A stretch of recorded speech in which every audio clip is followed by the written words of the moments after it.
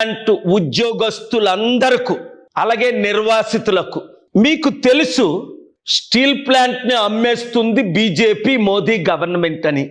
ఆపలేక చేతులు ఎత్తేసింది ఇప్పుడున్న టీడీపీ, వైఎస్ఆర్సీపీ, జనసేన. నేను మీ కొరకు, మీ కుటుంబాల కొరకు 3 సంవత్సరాల నుంచి హైకోర్టు నుంచి సుప్రీంకోర్టు వరకు ఫైట్ చేస్తున్నాను. మోదీని ఢీకొంటున్నాను, అమ్మకాన్ని ఆపాను. 4,000 కోట్లు ఇప్పుడు ఇస్తాను, 40,000 కోట్లు తర్వాత ఇస్తానని కోర్టులో కేసు వేశాను. అదానీతో మోదీతో ఢీకొన్నాను.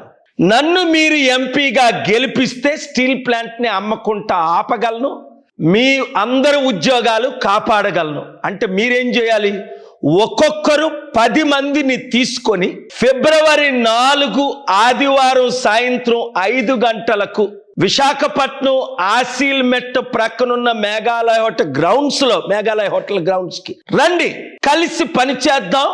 మన విశాఖ సత్తా, ఆంధ్రుల సత్తా, తెలుగు సత్తా మోదీకి, బీజేపీ బి పార్టీలకి చూపిద్దాం.